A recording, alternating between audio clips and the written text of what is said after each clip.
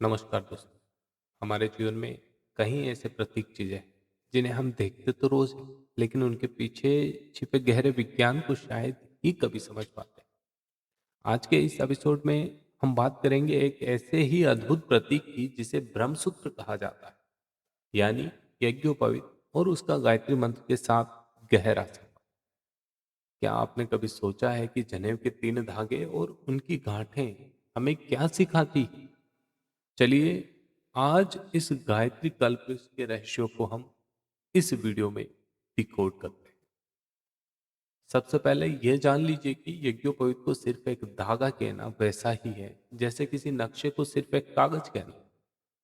शास्त्रों में इसे गायत्री की मूर्तिमान प्रतिमा कहा गया है, जैसे लक्ष्मी नारायण सीताराम की जोड़ी, वैसे ही गायत्री और यज्ञोपवीत की जोड़ी। यज्ञोपवीत सूत्र है तो गायत्री उसकी व्याख्या। साथियों, यज्ञोपवीत में 3 तार होते हैं और गायत्री मंत्र के भी 3 चरण हैं। तत्सवितुर्वरेण्यम भर्गो देवस्य धीमहि धियो यो न प्रचोदयात्। इन तीनों का मेल ही एक व्यक्ति को द्विज यानी दूसरा जन्म देने वाला बनाता है। यज्ञोपवीत में 3 साधारण ग्रंथियां और एक ब्रह्म ग्रंथि होती है। ये 4 गांठें हमें जीवन की 4 नीतियां सिखाती है।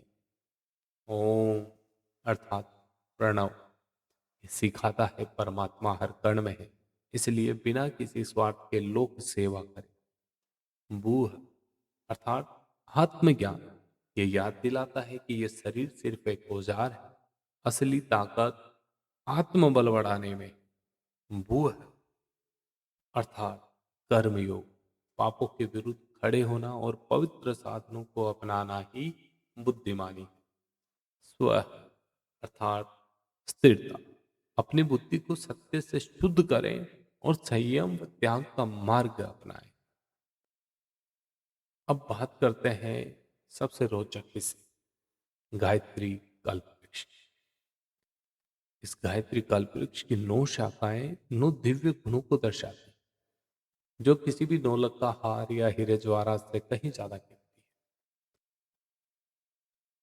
तत् अर्थात जीवन विज्ञान, जन्म मृत्यु के रहस्य को जानकर निर्भय बनो। सविति अर्थात शक्ति संचय, शारीरिक और मानसिक स्वास्थ्य को बढ़ाना ताकि आप दूसरों की मदद कर सकें। वरेण्यम अर्थात श्रेष्ठता, परिस्थितियां कैसी भी हो अपने विचारों और आदर्शों को हमेशा ऊंचा रखना है। भर्गु अर्थात निर्मलता, गंदगी सिर्फ बाहर नहीं, मन के भीतर भी होती है। जो भीतर बाहर साफ है वही तो सुंदर। देवश्य अर्थात दिव्य दृष्टि, दुनिया में बुराई खोजने के बजाय प्रभु की इस पुनित फुलवारी में अच्छाइयों को देखना। और धीमहि अर्थात सद्गुण, अपने भीतर विनय साहस और ईमानदारी जैसे गुणों को बढ़ाना।